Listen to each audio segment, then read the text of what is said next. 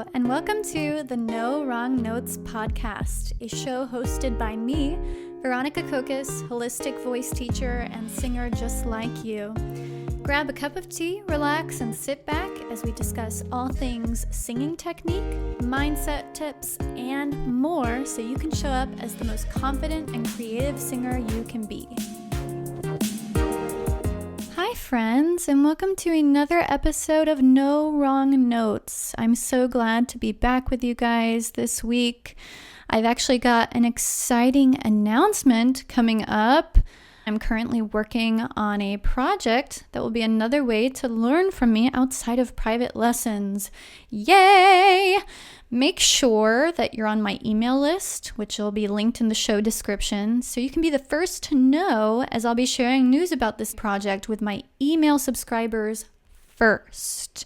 So exciting things coming down the pipeline. I'm always trying to think about new ways in which to offer my services, especially, in more accessible and affordable ways.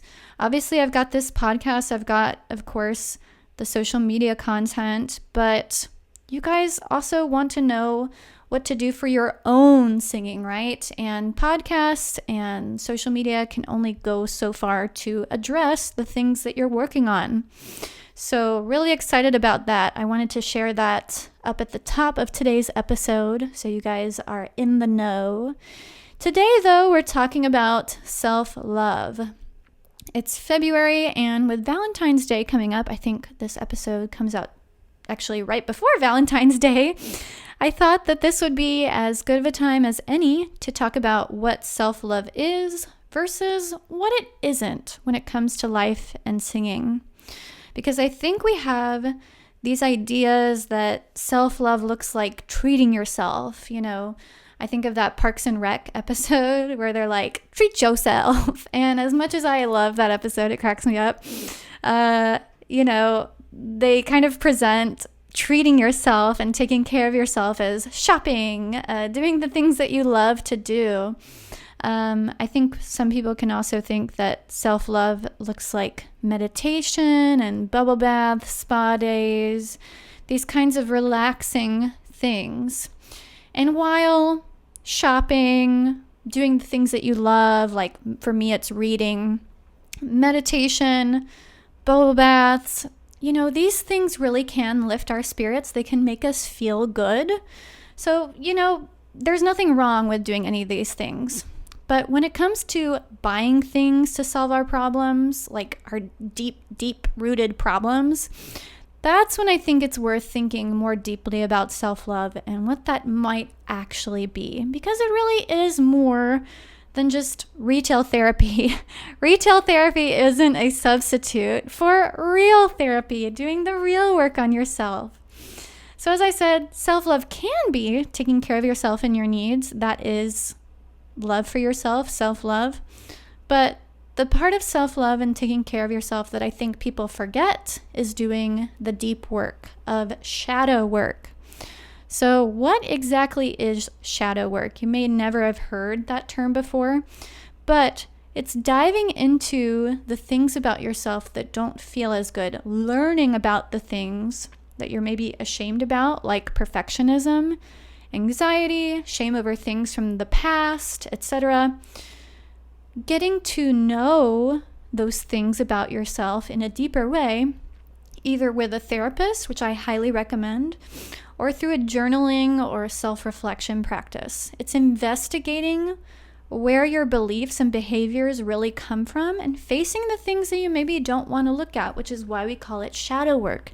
It's looking at our shadow, which can really be difficult, and that's why I recommend doing this work with a professional. But taking care of yourself isn't just about doing the things that feel good. It's also engaging in tough love, which is what shadow work is. It's owning the parts of yourself that live in the shadows. So what does this have to do with singing? I know some of you might be wondering that, asking yourself that question. But as you know, on this podcast, sometimes we get a little far out, we get a little woo-woo, because I am a holistic teacher, and I like to look at my life holistically. So when I'm dealing with some issues in my life, I'm not just considering what's going on physically in my body, but what's going on mentally and emotionally. And I think that that's so important for our singing, because when we show up for our singing practice or for our lessons, we're not just showing up with our physical voice, but with an entire lifetime of experiences and habits and beliefs. We're more than just our physical voice. And if you really want to make progress when it comes to things like performance anxiety, this inner work of shadow work is so important. Guests on this podcast have said it, that there isn't a magic bullet to dealing with performance anxiety. It's doing inner work, doing the mental and emotional preparation so you feel better about your singing when you go to sing in front of others or when you're in your own singing practice. Because, yes, sometimes performance anxiety just happens. Sometimes there isn't a bigger reason behind it, especially if you've been doing the therapeutic work of getting to know yourself and your shadows. As Lauren Ireland said on the previous podcast, anxiety when performing is normal, and to expect that you'll be perfectly calm every single time just isn't realistic. And you can certainly prepare yourself mentally and emotionally doing this work. It's not in vain to investigate where our thoughts and beliefs and behaviors come from. Now, going back to shadow work, you might be wondering, okay, this is all great. I'm a believer in it. Let's do it. Let's get started. Where do I start? Obviously, I highly recommend working with a therapist that can guide you through this, but if that is just not accessible for you, there are things that I recommend. The first thing before you start getting into shadow work, doing this inner reflection, inner work on yourself, I highly recommend grounding yourself. And what I mean by that is really connecting with the physical in some way, getting out of your head and calming the body. So that way you can get into this nitty-gritty work. Now, things that I like to do to ground myself when I'm doing this kind of journaling practice or doing this inner work is I like to connect with my senses. And I've mentioned that on the podcast before, but noticing the things that I see, hear, things that I'm touching, that my body's coming into contact with, any smells, really connecting with the senses. That is really helpful to me. I also like to engage in breathwork practices. So, breathing in for a certain number of counts and exhaling for a certain number of counts. So breathing in for 4, exhaling for 8. Using these physical practices to really ground myself in my body. And, this can look different for everybody. I feel like a lot of people tend to gravitate towards breathwork, breathing practices. But you can also do some somatic practices, like movement, if you find that is really grounding to you. Maybe go for a walk around the block, or even just doing some stretching. Certainly that can be also very useful. Doing some yoga, love doing that as well. But going back to what I was saying before, doing something grounding to get you out of your mind and into your body so you can find a sense of safety before you get started doing this inner work on your own. Now, once you've kind of grounded yourself, you're like, hey, I'm ready to go. I highly recommend getting your journal out, or even if it's just your notes app on your phone, or if you don't want to write, you can, of course, use your voice memos. I sometimes like to do that if I'm on the go. Digging into some questions that can really spark this inner journey of getting to know yourself. And I'll share some journal prompts to get you started here. You can always go on Google and look up shadow work prompts, that sort of thing. But I'll share a few journal prompts that are specifically targeted towards shadow work in relation to singing, so that they'll get you kind of thinking about your singing practice, your habits and your thoughts related to your singing practice. So the first question I'll offer, the first journal prompt I'll offer is, do you struggle to be kind to yourself within your singing practice or otherwise? If you do struggle, where do you think that struggle comes from? So again, that is the first journal prompt that I can offer up. I'll repeat it. Do you struggle to be kind to yourself within your singing practice or otherwise? If you do struggle, where do you think that struggle comes from? Feel free to even pause this episode and maybe ponder that for a few moments or write down your thoughts on what comes up. Moving on to the next prompt. What are your boundaries when it comes to your singing or other aspects of your life? How do you enforce those boundaries with yourself or others? And I'll repeat that. What are your boundaries when it comes to your singing or other aspects of your life? How do you enforce those boundaries with yourself or others? Again, feel free to pause and ponder this for a few moments or write about it. The next prompt is, what are some of the things that you tell yourself about your voice? Where do these stories or narratives come from? Again, what are some of the things that you tell yourself about your voice? Where do those stories or narratives come from?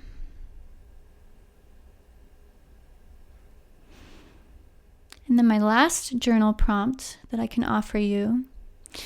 If you could speak to your younger self right now, what would you say to them?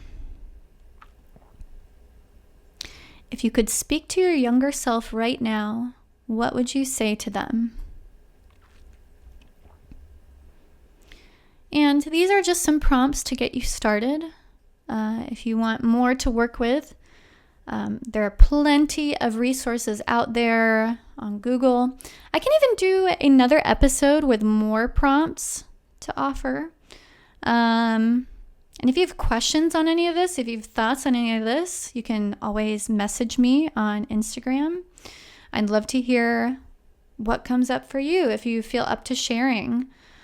So yeah, these are just some things to get you started. But as you can see from these questions, they're designed to get you to think deeply about what's behind your thoughts and behaviors and habits.